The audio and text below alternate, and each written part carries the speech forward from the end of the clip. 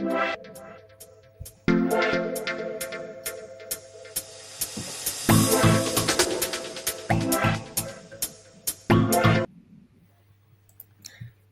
and welcome to our 2024 AI Wrapped podcast. Joe, how's it going? It's going super well, Max. I am already getting into the Christmas mood. I even got a new pair of Santa Claus earrings, so I'm ready for like Christmas in heart. And for the people who are listening, you clearly bought yourself some Christmas gifts early this year because your new podcast setup is incredible. You've got the microphone, you've got like a very professional looking background. So Yes, check out the YouTube, those on Apple or Spotify. definitely. But it's been an incredible year, and I mean it's been a year now since we started this podcast with the 2023 AI Wrap summary. We've done 45 episodes, and I guess our message really is to everyone, but specifically to the 68 of you who had this as a top 5 show on Spotify. Firstly, thank you. And bear in mind that Spotify is 40% of our listeners, so maybe we have even more on Apple. But we want to hear from you, Joe. We want to know what we're doing well, what you want more of, what you want less of. So I don't know. Should they LinkedIn us? How should they? Yeah, I think just get in touch, over LinkedIn or just email us. We Tweet? always, tweet anything. For us, is really important to make this show even more useful, to have the best guests, and to just really help everyone kind of get on the basically stay on the latest in terms of AI. And we've really enjoyed doing this together this year, meeting all of these amazing guests and talking about AI. But we, in the end, do this for the community, and so we would love to actually hear what is important for you guys. So please get in touch. It's super valuable for us. And tell us which guests you don't like, and we won't invite them back. We won't invite anyone of that ilk back. So both ways. But talk about the guests, Joe. Who, in the 45 episodes we've done, which show do you think people should listen to if they had to listen? If this is the first one and they're going to listen to a second one, what would that be? Yeah, I mean, actually, it was very difficult to pick one because there were so many incredible guests and there was so much insight from so many different facets of Amazon, e-commerce, and AI. But for me, a definite highlight in terms of just the type of conversation we had was the one with Vanessa Hung. We had a massive, I think it was 70 or 80-minute episode of just pure 3-way geek out about Rufus, about Cosmo, about everything that you need to know about how Amazon is changing. And I think that episode was just really a highlight in terms of the amount of insights we managed to create amongst the three of us. What about you, Max? So sadly, was one you weren't there for, Joe, but it was our top show. It was our top episode on Spotify, and it was with Levi from Perfect Ted, the founder of Perfect Ted, this amazing consumer drinks brand that have a kind of scale to a million revenue a week from nothing in about 3 years. So I think they're not super involved in AI right now, but definitely smashing e-commerce. Yeah. And I think maybe more interestingly for the listeners, they're smashing retail, which is really hard to crack, and they've really cracked. That is super difficult. Retail is to get into retail is one of the holy grails, right? So yeah.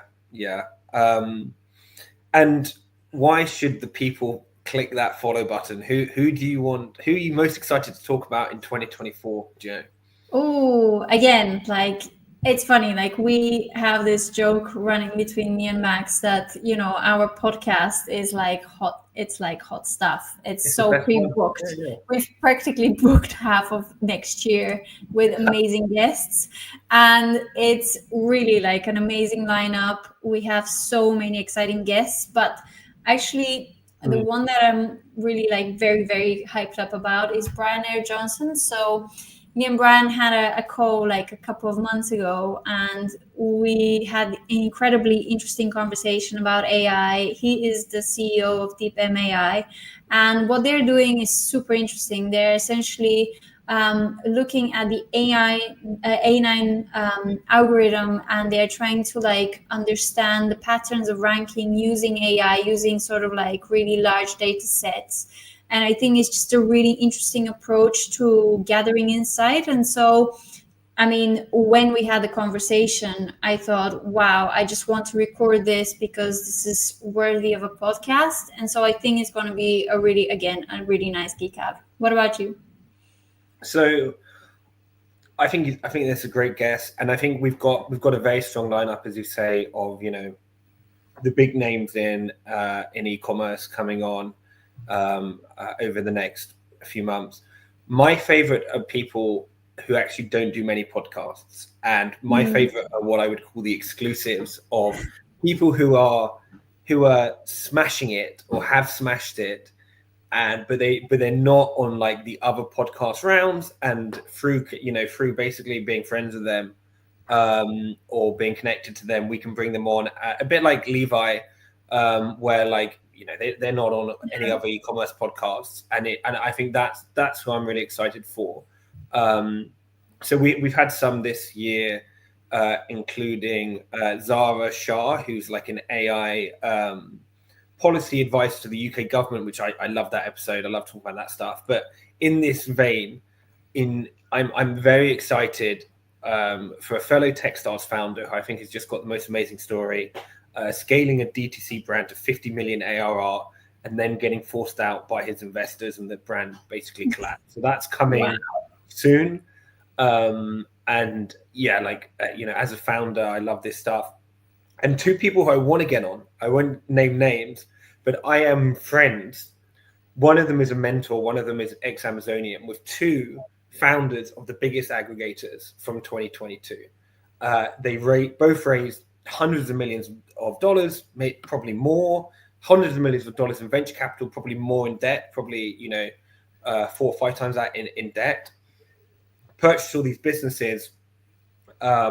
One of their businesses, I won't name names, but was rolled up into a big aggregator. The other one, his business actually acquired other aggregators. So I think he acquired 2 aggregators, but both of these founders, CEOs, have since left the role, and they haven't told their story. And there's a lot of chat on Twitter about and the aggregators and everyone shitting on them, but like, I know these people, they're brilliant. They had impossible dreams, and they went a long way to achieving them. And I hope, I haven't got either of them on, but those are my goals. I want one of those, ideally both of them, to come on and tell the story, because I think it's just both of these guys had the vision of basically using economies of scale, using AI, using software to make,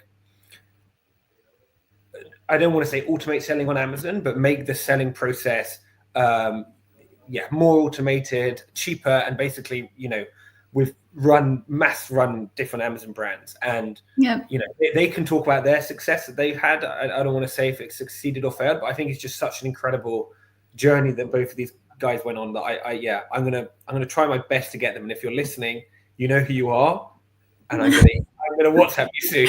We are watching you. Exactly. Great, awesome. Well, so now, without further ado, actually for last year, I think our 2023 wrapped and our 2024 predictions were some of our best watched and listened episodes, and I think this will be no exception, because I think we've had such an incredible year. Actually, just before we started the live podcast, me and Max were like, whoa, this year has been so long, so much has happened.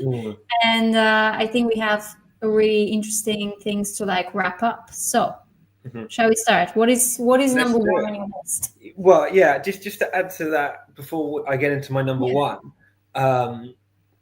it's like, I was doing some research last night. AI companies have raised 38 billion in 2024. OpenAI and Elon Musk's xAI led the way, both with plus 6 billion. And these big numbers are really hard to comprehend, right? Like 38 billion, is it a lot? Is it not a lot? So I went up and I looked at the GDP of countries' GDP, and this is more in 80 countries, including Estonia, including Cambodia, including Senegal. Bulgaria. Yeah, so basic. I mean, it's fair to say, like roughly half the world's population, maybe more, are living in a country which has not been funded as well as like, you know, a few thousand AI companies this year, right? So like it's very exciting, and of course, you know, 1.3 million of that 38 billion came to e-content, which we're very excited about. But the scale of which stuff has exploded and is going to continue to explode is just incredible. But I'll start it off. I'll start it off with what I think is the biggest launch of the year, in my opinion, and this is OpenAI's o1, the agentic model. Agentic AI. So, you know, we just to go through the definitions, deterministic AI was when it could do like classifications, when you could feed in lots of cancer cells and it could identify what has cancer, what doesn't have cancer. This is the kind of AI that's been around since the 1950s. Then we had Gen AI, you know, ChatGPT, obviously the most famous one about this. It's trained on a lot of content, and then it generates new content, images, videos, text, etc. Super useful. It's kind of blown up AI. The next stage in this AI is agentic AI, which can think, reason, and then take actions autonomously. So that's kind of the next stage in this kind of AI cycle before eventually we get to this AGI and like super intelligence. And o1 was incredible. Again, like I think it's the most incredible thing since ChatGPT in 2022, because it can think, it can reason, and it can solve complex problems for you. So it is it solved 83% of the international maths Olympiad questions compared to GPT-4, which was 13%. o1 is smarter than a human on PhD level physics, biology, chemistry. And if you use it, which Joe asked you if you have, it's honestly like getting that magic experience with ChatGPT all over again, because you kind of can see it reasoning, and kind of you give it a complex question and it will talk to itself and reason and kind of go, for example, like a really small example is one I did yesterday, where I have email lists of people who sign up to eContent, will like click on one of our stuff in eContent but don't buy anything, but I only get their email. So I say, hey, o1, like take this email list and try and work out the first names. If you can't work out the first name, leave it blank. If not, give me the first name. And obviously all the emails are slightly different. Some people are like maxed eContent, so it's very easy. Some people have their first name and surname. So and you see it, like it says making rule here, making rule there, and it does it. It's just incredible. So have you tried o1? Yeah, no, I have. And I think it's really impressive. I mean, I think from sort of a use case point of view, like I think I maybe haven't tested it quite as extensively, but I think it's really impressive. And I think it's just going to get better and better from now on. Have you done the $200 upgrade already? I haven't done the $200 upgrade, but you'll be happy to know I absolutely will be doing it with my investors' money will be spent. I'm sure that your investors will be very happy about that too. We have been playing with o1 because it's available in the API, and it's really a huge upgrade since ChatGPT. Yeah. And everyone said this was coming, like, oh yeah, GPT is so stupid, it's such a tool, haha, like it hallucinated this stuff. Like, yeah, we were in 2022 at the beginning of this, and now 2 years later, which is quicker than many people thought, we have this like PhD level physics, biologist, chemist rolled into one that you can ask any question and has all the information in the world. I mean, what's interesting about o1, you can tell I'm very passionate about this, is that they've used it to renegotiate the Microsoft deal, ChatGPT, OpenAI, yeah. Because they said, you know, they had a clause in their agreement about reaching AGI, and once they reach AGI, they could renegotiate. I don't know the details, but they could renegotiate some stuff. And they've basically been threatening, Microsoft, saying, hey, like o1 meets the definitions we set out in the contract. So if you don't basically let us renegotiate X, Y, Z, we're going to trigger this legally, which we can because it meets the definition. So in many senses, like, o1 is AGI. It's an incredible tool, and it means doing stuff like financial modeling, Excel-based work, all this stuff that like ChatGPT was really bad at, it's now fantastic at. Yeah, I think in terms of Excel based work, I think is really amazing. Analysis is really good, and yeah, I am looking forward to see how it's going to progress. I am kind of skeptical about the price tag, but I think maybe as they kind of develop sort of lighter models, it should come down. But yeah, I don't know how many people would actually upgrade to the $200 deal, and I don't know if it's yet worth the $200.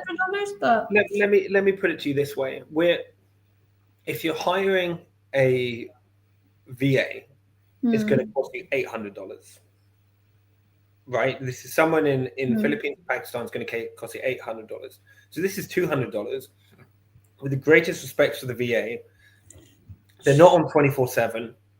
They're not PhD level physics, maths, biology. They can't do like. I think what's going to happen here is with kind of agentic AI, and I know you're going to talk about different agentic AI and kind of this kind of stuff, is we're going to move from pricing as software to pricing as labor. And this is because this stuff is super expensive to run. Like no one knows it's better than me. You know, I always say to my customers when they ask me for a free trial, there's a reason NVIDIA is the most valuable company in the world and worth more than the market cap of the entire FTSE 100. The reason is they are the chips that are getting all of these AI companies are now building on NVIDIA. And the stuff is incredibly scarce. It's incredibly expensive to run. It's not like software. So I think people will be getting used to saying, rather than and some companies are doing this already, and they say rather than hiring another person, use our AI. You know, it's a quarter of the price, but it's 10, 100 times better. And I think that's I think we'll get used to that as people. Honestly, like yourself, maybe you won't hire VA because you'll have O1. Yeah, I don't know. I still like people. I still like humans. I like humans who use AI even more. So I don't know. I'm not quite to the extreme, but I think definitely sort of the hybrid is super powerful. Actually, I want to basically. Are we finished with O1? Shall I move? Take it away. Take it away. I actually want to continue with sort of what ChatGPT and OpenAI kind of developed this year, because I think it just makes sense to like wrap up the entire thing. And obviously Agentic was super impressive, but I kind of like love 3 new things that they introduced this year. And especially actually all 3 became widely available only in the last sort of 4 weeks. So the first one is Search GPT, which I think for e-commerce sellers has particular significance. So obviously in the beginning of the year, we were still, actually last year, we were already talking about Perplexity, and Perplexity is an amazing search engine in itself. But what essentially ChatGPT or OpenAI rolled out this year, they announced it in June 2024, and then they made it available widely in October, is Search GPT, which is a search engine already integrated within the ChatGPT interface. And that is super powerful because I think we both agree that ChatGPT is not going anywhere. There is already so many millions of people who are using it in their day-to-day work, and also in their day-to-day life. But also now with the ability to search the internet and integrate that as part of their workflow, it becomes incredibly, incredibly powerful. So, you know, I think one of the things that I always found difficult was that for any factual information, I always had to switch between ChatGPT and Perplexity, and then sort of like use the output for Perplexity back into ChatGPT. But now you can actually have that ability in You're abandoning Perplexity, Joe. I love Perplexity. I still use Perplexity, and they're going to be so annoyed of us because they've been sponsoring us this whole time, and now no, they haven't. It was all very honest. I still am a Perplexity fangirl, but to be fair, there is a certain ease of use, and I still think that there is like times when Perplexity gives me better outputs, but I feel like the margin in terms of improvement is like a little. So I think this is really significant for e-commerce sellers, for actually anyone that sells anything on the internet, because, you know, and I'm going to talk about this a little bit later, but the way customers search for products is changing. The way people find information on the internet is changing.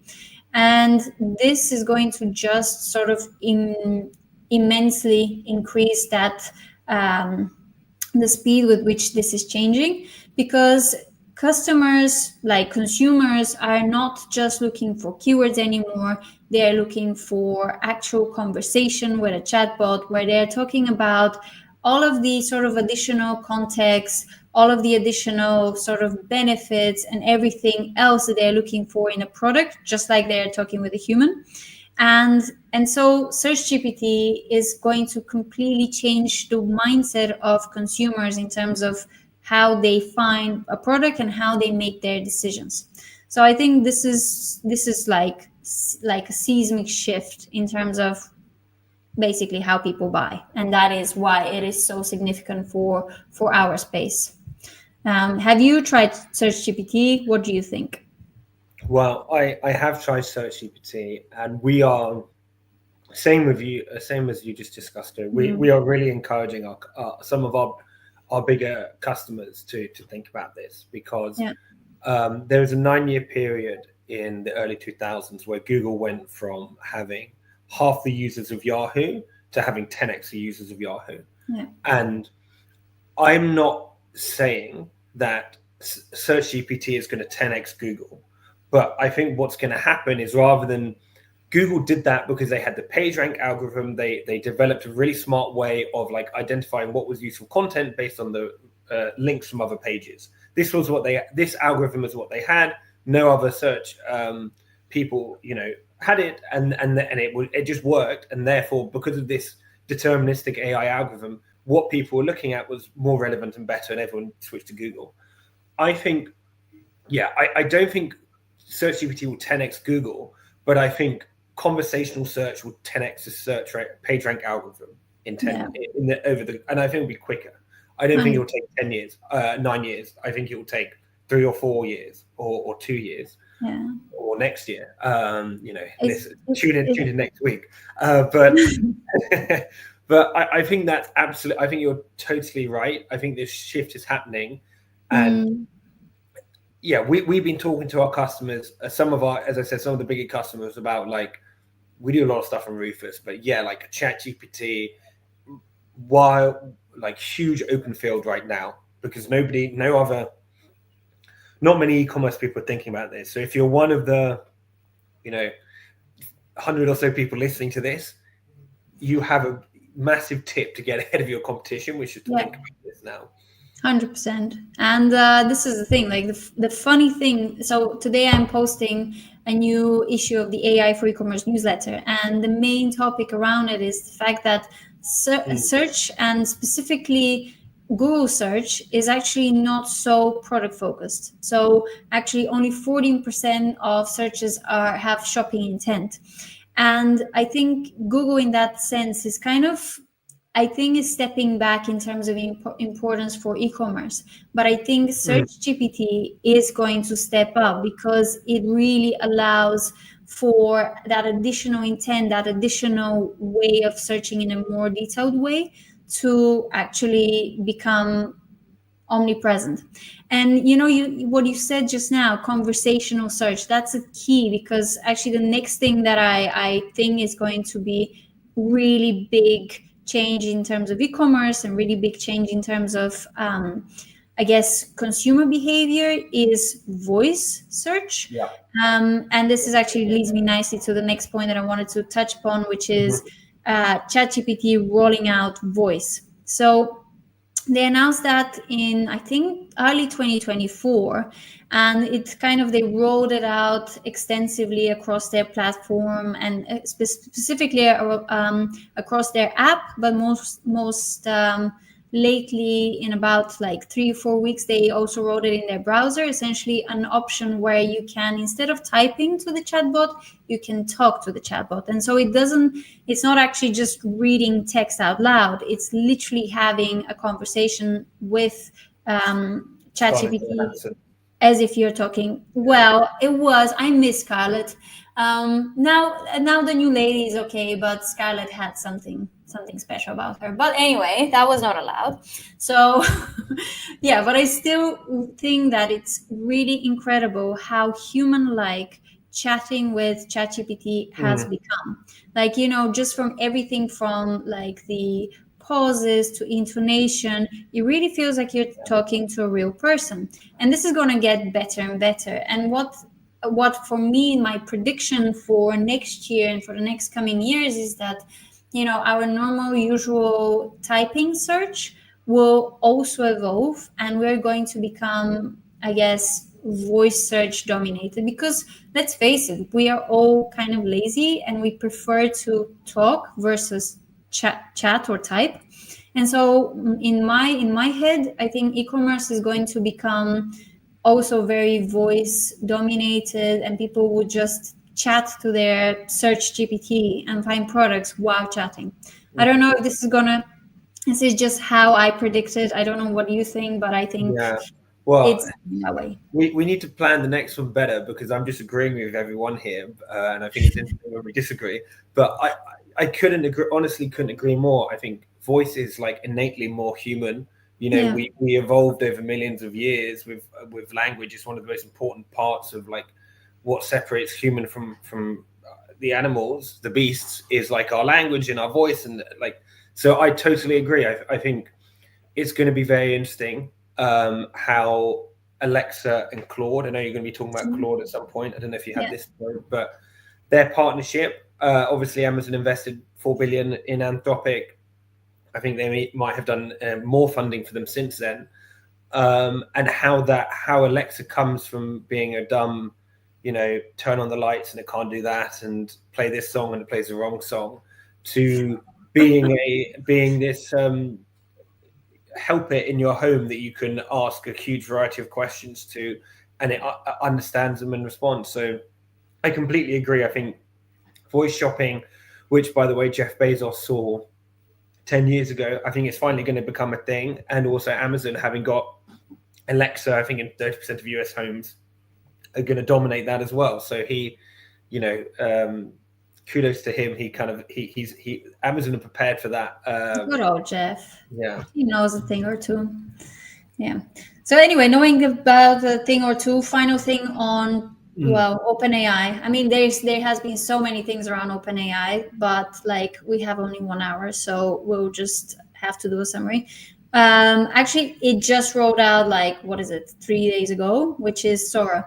So Sora was announced early in the year. I think it was already January that they announced that they have this text to video large language model, and some of the initial preview videos were incredible. And what essentially sellers really need to know is that now this is part of your Plus subscription. Of course, it's limited. If you upgrade to the $200 subscription, you get like essentially unlimited generations of 20 seconds videos. But in essence, Sora is, at least from what I've seen in terms of the video output, it's really, really impressive. Now, of course, it's not perfect. I mean, it's still an AI video generation. So there is, like, you can still see that it's not really real cinematic video. But think about it, it's just been sort of like under the hood for a limited amount of people to test till now. Now it's going to become widely available. And what that means is that there will be more data for the model to work with, and with more data is going to get better. So I think the way I see it is a lot of like basically videos are going to now be created with AI. And I think this is a huge opportunity, especially for some of the smaller brands to actually, create video, test video content.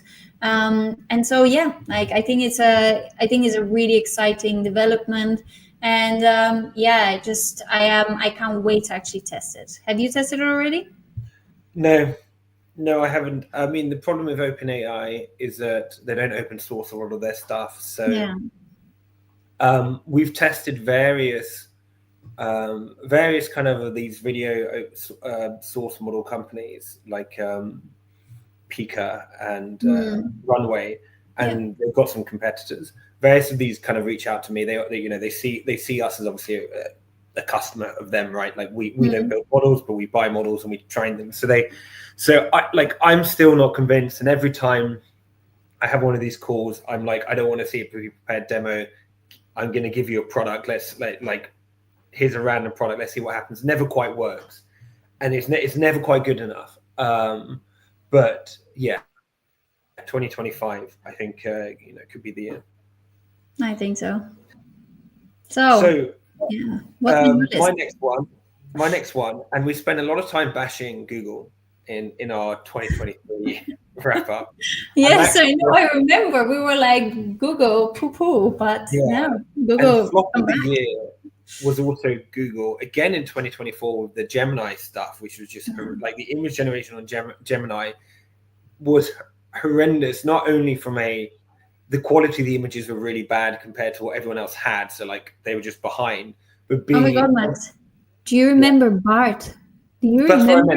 Is it Bart? The images of where they had fine-tuned it to like basically generate, let's say, an ethnic minority in every one. So like people up in arms, like the founding fathers and all these like like Vikings and everything who are kind of random.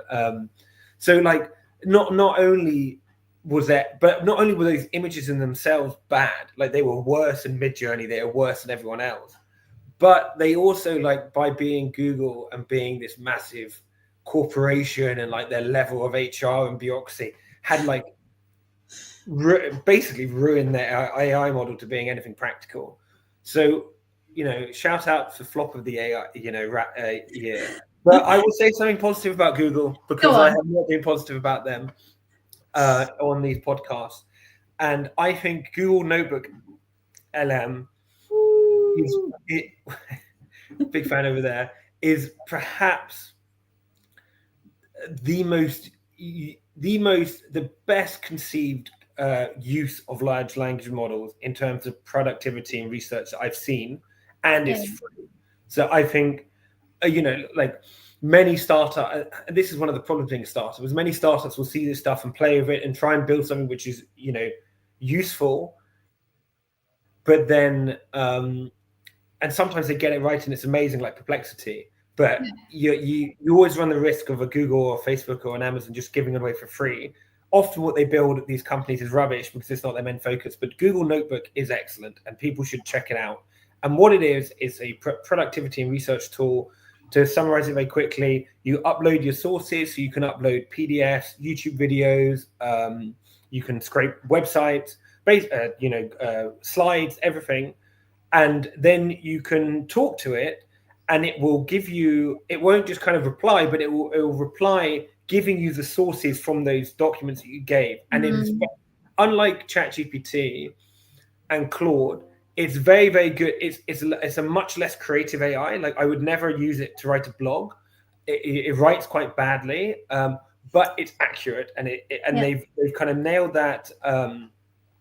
Basically upload loads of documents and then talk to all of these different sources in a smart way.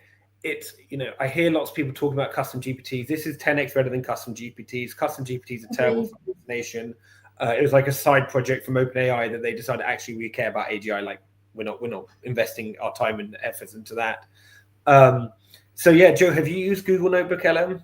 Oh, I absolutely have, and I love it because for me, it's basically summarizing large chunk of information, but also where I have my AI for e-commerce newsletter.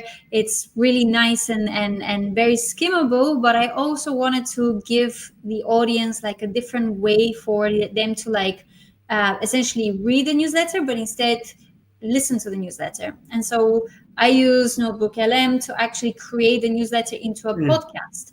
And so every main article, which is analysis, like Notebook LM creates like a up to, let's say, 7-minute summary of like 2 podcast hosts just like us having a discussion over this main article. And I think it's a super powerful way for people to essentially consume information in a different way. And it's also interesting because sometimes I emphasize on one point in the article, but actually the Notebook LM kind of creates almost a different point of view. And so it's almost like both add like value. And so it's kind of a really useful extension. So I really love it. And I really love to do this for myself whenever I'm researching a topic, to just kind of listen to this podcast made out of like variety of information to actually get new ideas, to get the main insights. It's super, super good.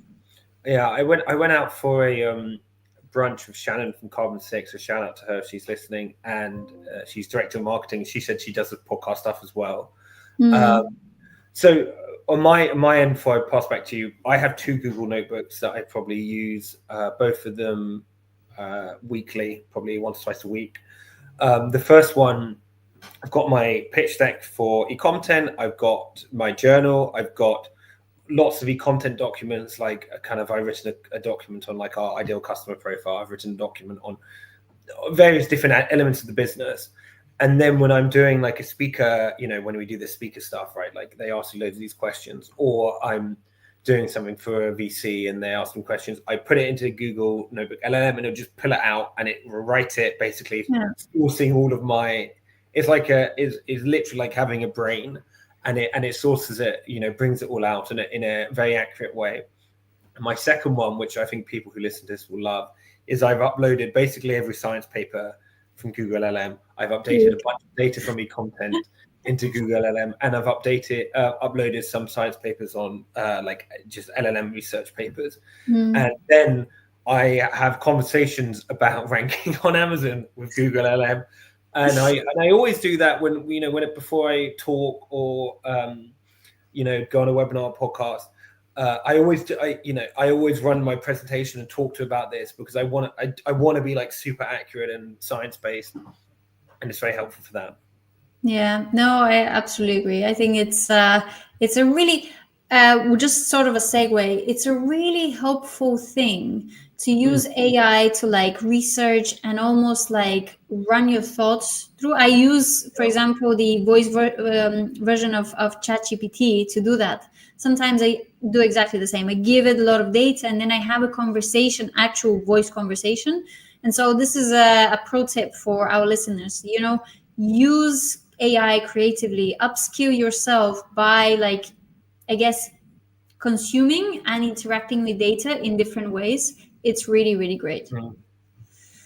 So next one, are we ready for the next one? What's next? Okay, next one. Well, basically, everybody who has ever listened to me on a podcast knows that I am just a casual Anthropic fangirl. Like I basically bang the Claude drum as loud as anyone would hear. I think you're more of an OpenAI ChatGPT kind of guy, while I am more of a Claude. Well, it's more. I love Sam Altman. I think he's a genius. I loved him before OpenAI. Like I loved him before he was cool with all his YC stuff. Like you go on Sam Altman YC and you just see like. Okay. Hold on. You're stealing my limelight. I'm talking about Claude now. Well, you asked me if I was more OpenAI, and I said yes, I am, because I love and he's the OG. But anyway, carry on. Right. So I think that what Anthropic rolled out this year is amazing. I mean, as you mentioned, they have had a lot of backing from Amazon for 4 billion with a B. 4 billion, yeah. And they keep investing, actually. So I think it's going to get better and better. But what I really love, firstly, just a little bit of a segue about Anthropic. What I really like about Anthropic is that they have really a cool mission, which is, I think, different than like OpenAI's. And it's very much around developing responsible, human-centered large language models. And I think for me and my kind of like view of life, that's really important because AI is no joke. And I think we should pay attention to how these large language models are developed and how these companies grow. But so without any more of that, I think what they developed this year in terms of large language models and in terms of capabilities is amazing. So the first thing that they did basically in the beginning of the year, they introduced a family of 3 different models, so Sonnet, Haiku, and Opus, and they have been upgrading the Sonnet and Opus in the late 2024. And what I would say in terms of just practical uses for e-commerce sellers is that Claude, from everything that I've done and tested in terms of large language models, is by far the best large language models for anything human-sounding, text-based output. Full stop. It's just there is no way to like express how much better the writing of like Claude is versus ChatGPT. I've tested Gemini, I've tested tons of them. Like, if you want to actually really test that for yourself, go to u.com or Poe. These are great tools to actually test at scale different large language models. You can do that in the same chat, so really cool. But from all of my testing, Claude is the best in terms of getting great output. And each model is slightly different. Some are faster, some are just a little more advanced, but I think from testing all three of them, they are brilliant. So that's one really big thing that I think is definitely speaking highly for Anthropic.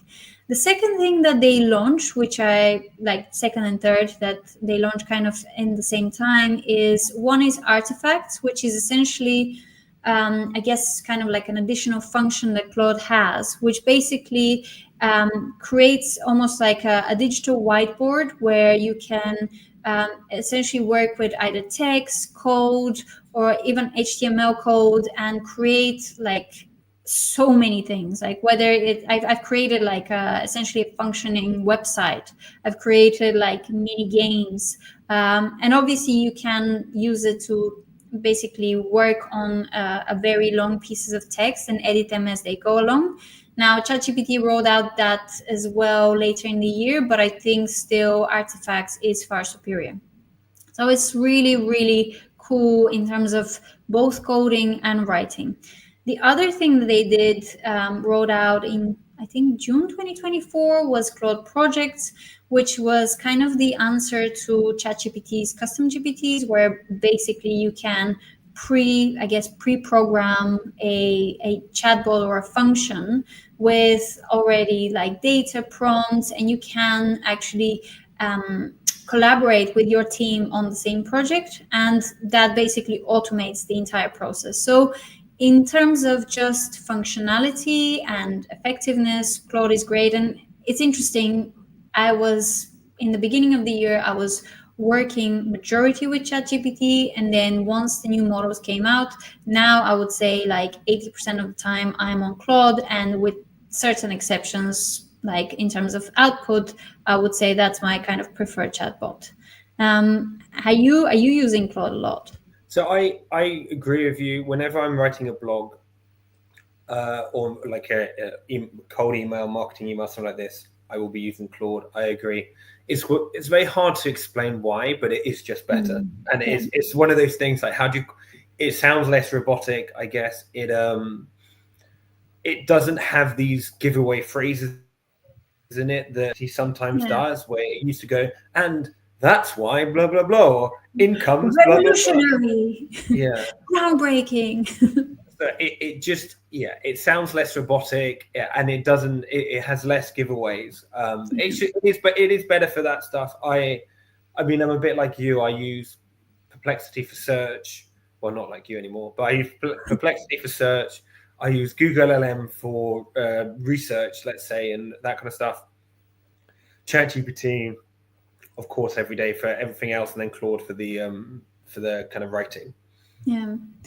And then I guess, like, just, you talked a lot about agentic AI. And I think one thing that I don't know if it got enough attention, because I think is amazing, but Claude essentially introduced in October 2024, I guess, its first agentic version of its model, which is like, it's incredible. It can essentially take over your computer and do different tasks based on a prompt.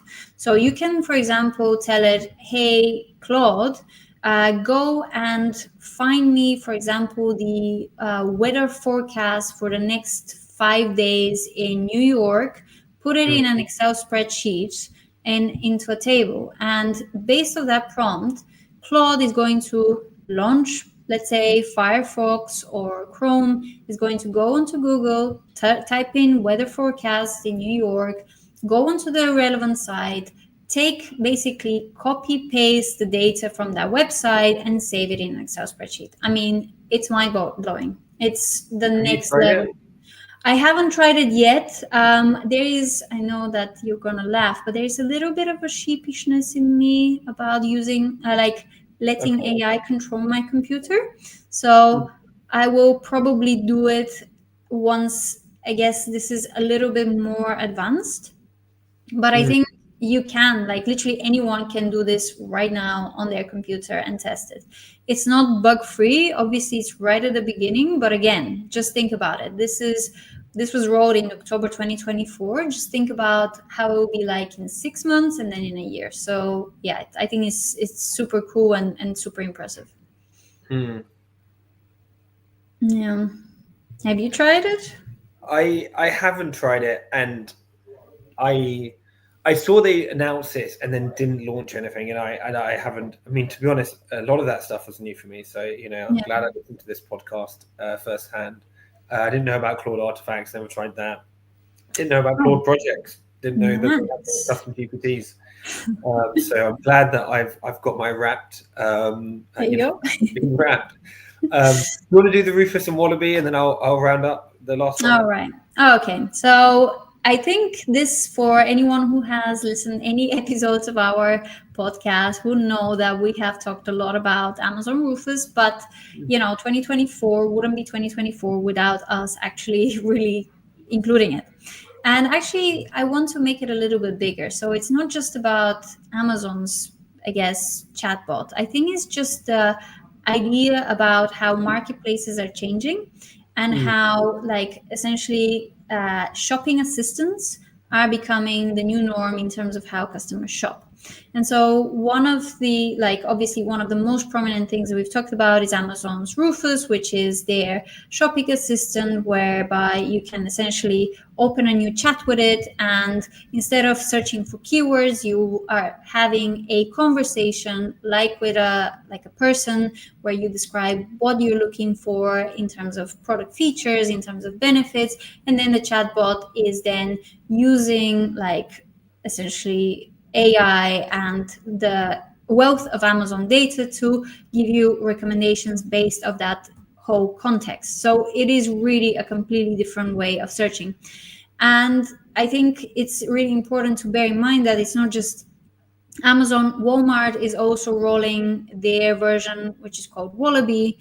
And that was announced, I think, in October 2024, and it will be happening in 2025. And that is not just for customers, but that is going to be also for sellers. So I think the idea of shopping assistants and AI-powered chatbots in terms of how we shop, but also how we operate our brands, is going to become more and more prevalent. And, check out our previous episodes. Check out the one with Vanessa Hung, because we talked about Rufus in basically for hours, and sort of pay attention, because this is going to really change how you sell to customers. This is going to change how customers are finding products. It's going to change just generally how we make our decisions about products, and that is huge. Yes, that was my blur. Nice. I totally agree, and I think we touched on it, so I won't pick myself on it. But yeah, totally agree that the experience is changing. So I'll say, if you want to say, it's great to have these 2024 wrapped kind of summaries, but if you want to stay up to date in the year, the place to go is obviously Joe's newsletter, which is will be in the link below. But I will end this wrapped with an unknown tool. Not many people have heard of it. Oh, yes. Come on, don't be modest. Don't be modest. We don't discuss it much in this podcast, but it's incredible.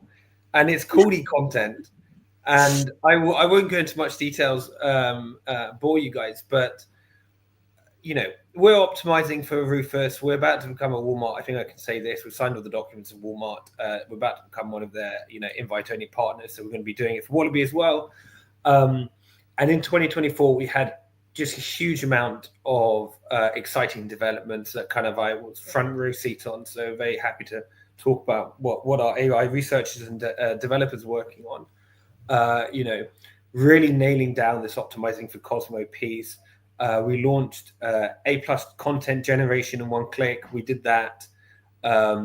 We were one of the first image generation people on the market, and we were also the first A+ content generation. So, first and the best.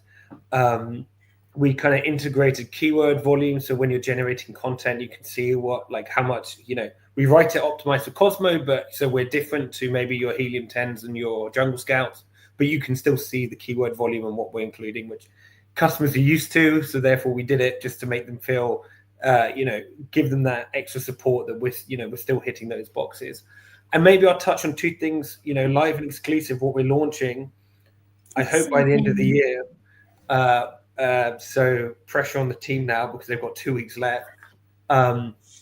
This one I'm so excited about because it's going to be the first in the industry. And if you're 50 minutes in listening to this now, you're a friend of the podcast, you're a friend of eComtent. So I'll tell you, we are launching the ability at scale to see what your Rufus questions are on your listings, and then answer them in one click in the content generation. So you already have a Cosmo score on eComtent, you already have an IDQ score, but we're launching also the Rufus score. So it'll just tell you basically, are you 100% answering your Rufus questions, 50%? There's only normally between 3 and 6 questions. So it's going to be kind of, you either be 0%, 30%, 60%, whatever it will be.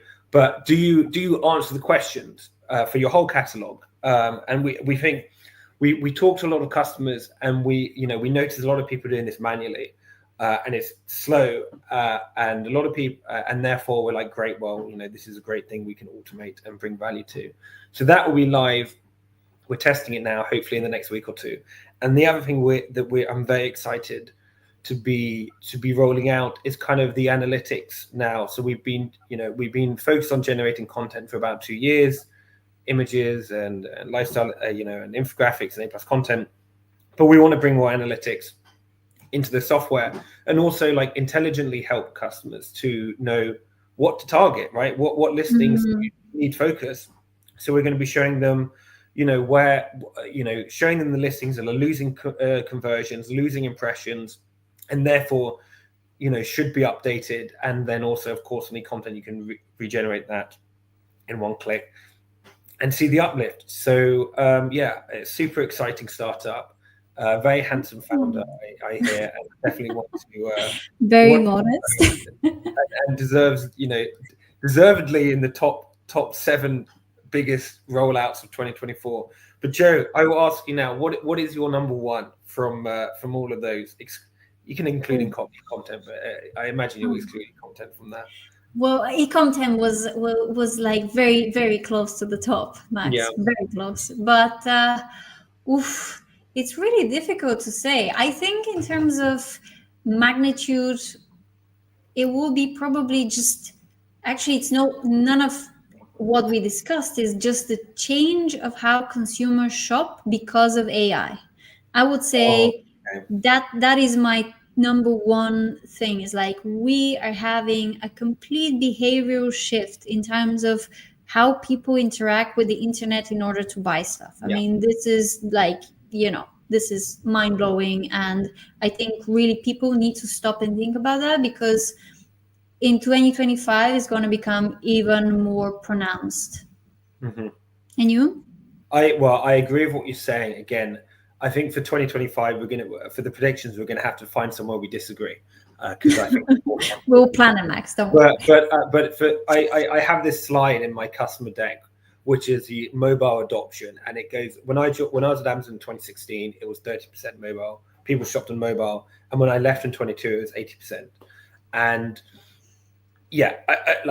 I think over those 6 years, that increase, I think we're going to see that in a year or two with Rufus, with Wallaby, with SearchGPT. It's going to be a completely different experience. I think this is going to be bigger than mobile. I think this is going to be akin to e-commerce and the internet, just super sped up version.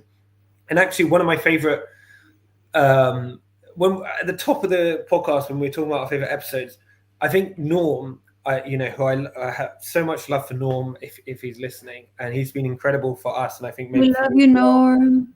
And we asked him this question, like, because he was an entrepreneur around for the internet. He's got his big grey beard, and we asked him this question, like, how does this compare, like the AI revolution to the internet? And his answer was like, this is just so much quicker and so much, it's like incomparable. So it's very easy, I guess, for us in our, at our age, when we were kind of still babies, when all the internet stuff coming around, being like, it's the biggest since the internet. But I really enjoyed that conversation with someone who actually was there, an entrepreneur, an e-commerce entrepreneur, at that time, like shifted to selling online very, very early, a pioneer in the e-commerce space, hence his big following. And like as he said, this is way bigger, right? And he's got the perspective to judge that. So I agree. I think on my end, when the history books look at 2024, they will look at OpenAI 01. I think OpenAI did it with ChatGPT in 2022 and like woke everyone up to AI, and they did it again in 01, where they didn't just make it kind of randomly generate stuff. The model thought the customer, the user wanted to hear based on their prompt and their training, but actually thought about the problem with like a degree of intelligence beyond most humans, and then gave a good answer, like understood the problem and gave a good answer to that. And that is a huge shift, and full kudos to them. They did it at the beginning, and they've done it again. It's hard to kind of keep on hitting these hits out the park, especially when like the whole world is focused on the company. Obviously easier because you get the best talent, but harder in some ways because you have all the regulation stuff. So I think that for me is what people will look back on. They'll look at 2022 at ChatGPT, look at 2024 with O1, which isn't a GPT model. It's not part of the GPT family. It's its own, it's in the O family. And I think that would be the biggest. Yeah, cool. Wow. I think this was a very good wrap. I think there is probably, we can talk about more stuff for another hour, but I think this is a nice, neat summary in a package. So, and we will be back next week. And depending when this is published, maybe hopefully a week apart, with our predictions. So listen to that. And if you come this far, please follow us, please share it, please tell your friends. If you're on the WhatsApp, thank you. If you're on the WhatsApp and you're listening, just tell us in the WhatsApp what you like, what you don't like. It's honestly really appreciated, and we can kind of mold it as we go forward. But thank you.